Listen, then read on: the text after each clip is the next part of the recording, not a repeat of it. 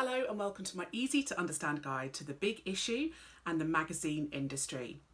This video is relevant to you if you are studying the EDUCAS A-Level Media Studies exam spec and if your school is teaching the big issue as one of the optional set texts for the Component 2 exam for the magazines section. Not all schools will study the big issue, but if you do, then you are going to need to know everything there is to know about industry. The Big Issue Limited is a small independent company. It's not part of a big media conglomerate, and they work with Dennis, which is a publications company, in order to publish the magazine, and it is done in a not-for-profit basis. This means that they are not trying to earn a lot of money to give to shareholders or stakeholders or CEOs of the company. The goal of the big issue is to take all of the money that they make and plough it back into helping people who are living on the streets, people who are living in poverty, and in particular people who are homeless. The major difference between the big issue and a lot of other magazines is the way it is distributed to customers. Most magazines people go into shops and are able to buy, direct through places like Asda and WH Smith. The big issue is sold on the street by people that they call vendors. Now, vendors are individual people, most of whom are homeless in some way. And what they can do is, if you are homeless, you can approach the big issue to become a vendor. You can pay them £1.50 per magazine that you want to purchase and then sell on. So those vendors purchase the magazines at a cheaper cost, and then they are able to then sell them to customers on the street for £3 per issue. So they make a profit on the magazines that they sell. Vendors are then free to use that money to support themselves, to buy themselves food, to get themselves clothes, etc. So it is a way of giving back to the community and ensuring that people who are living in poverty, people who do not have housing, have a way of making money that is legal. When the Big Issue Limited wanted to set up this idea of the Big Issue magazine, they needed funding. It was quite a niche idea, it was quite a risky idea, and it's not like they had a load of investors, big companies wanting to invest in them. They're not part of a bigger conglomerate, so they didn't have the money from a larger company to invest. So they actually went to the Body Shop. So the Body Shop, as you might be aware, is a high street shop which specialises in sort of beauty and bath products. But they are also very much into entrepreneurship and environment and giving back to people who are in need. And the Body Shop had a fund that was available. The Big Issue Limited applied for that money to start up their magazine. So they managed to secure £50,000 in funding from the Body Shop to be able to start the magazine. And obviously it became popular and became a self-sustaining model, and so it went from there. As the popularity of the magazine grew, and they wanted to do more and more to help people in need, so they have diversified into other areas, not just magazine publishing. And in 1995, they started the Big Issue Foundation. The Big Issue Foundation is an organisation which is there to support the homeless directly.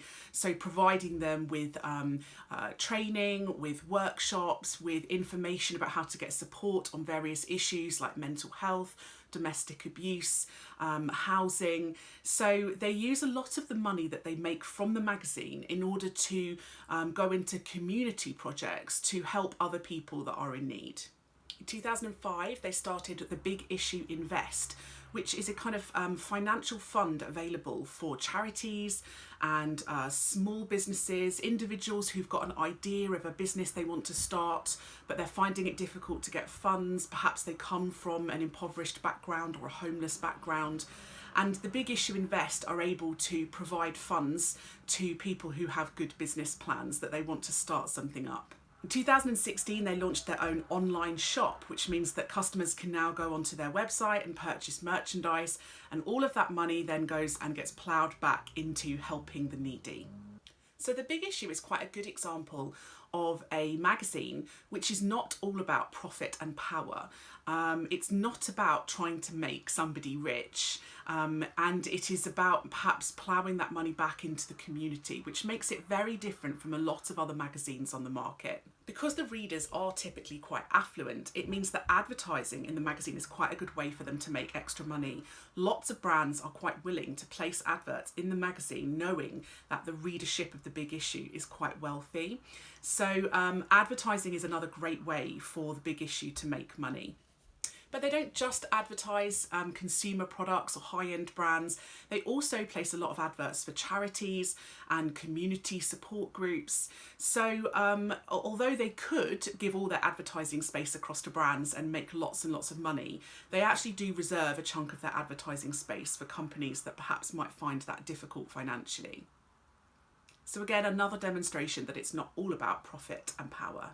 The Big Issue have done a lot of things over the years to try and ensure the magazine's popularity, including working with a lot of celebrities. They've actually managed to get loads of people to collaborate with the magazine. Some celebrities have actually guest edited the magazine, so they've been in charge of the whole style and look and content of the magazine. And they've managed to acquire a lot of celebrities to appear on the front cover and to do feature interviews. People like David Bowie, people like the Dalai Lama, Robert Downey Jr. So they've really managed to secure quite a lot of exclusive interviews with people that perhaps might have made this magazine seem unique and exciting and would have drawn people to purchase it. Sometimes they also have collector's editions of the magazine as well, so various celebrities will design special covers. There was an artist called Ben Ein who did several celebrity covers for the magazine. So they kind of became collector's items. A lot of the people who wanted or liked this particular artist will have bought the magazine to be able to collect various editions. The model worked so well in the UK that they actually managed to start several international editions in other countries with the same idea of dismantling poverty. So there are issues of The Big Issue in places like Japan, Australia, Ireland, South Africa, South Korea, Namibia, Kenya, Taiwan, Malawi. So really quite a global experience. But still, an independent company and still one that is not all about profit, which is quite unusual. Although the magazine is distributed on the street with vendors selling them to customers, they have also branched into digital distribution as well. They've sort of had to, because the magazine industry in general has been declining and so many people now are getting their content online. They have had to move into that digital distribution. So they actually work alongside a company called Zinio. Zinio is their digital distribution company.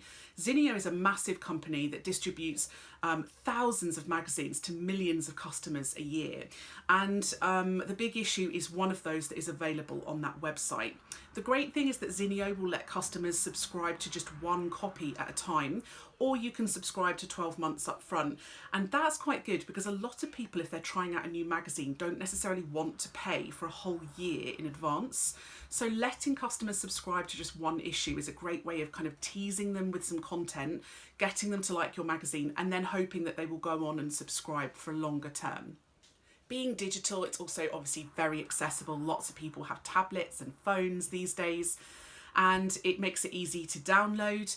It also is global, obviously. So Zinio has millions of customers worldwide. So that means that The Big Issue can reach a lot more people than if they were just distributing print copies on the street. They still use all of that revenue from their digital sales to support homeless people and their vendors. So even though it's not an actual homeless person selling The Big Issue on the street, the digital sales are still used to support people who are in that situation. At the height of their success in the early 2000s, they were selling around 300,000 copies a week, which is a really big amount for such a niche magazine. But the magazine industry, as I said, is in decline and lots of people were getting their content online. And as we went through that first decade of the 2000s, sales did start to decline, as they did with all magazines really at the time. By 2011, their sales had declined to 125,000 a week. So they decided to relaunch and rebrand the magazine. And what they did was they released lots of political stories, much more politically focused, lots of social awareness. So lots of information about particular issues that were going on in the country at the time. And they also started to include a lot more celebrity columnists. So people who were celebrities who were writing regularly for the magazine. People like Joey Barton, who's a footballer, and Mike Shinoda, who was quite a famous singer at the time. And so this was a way of bringing in extra audiences.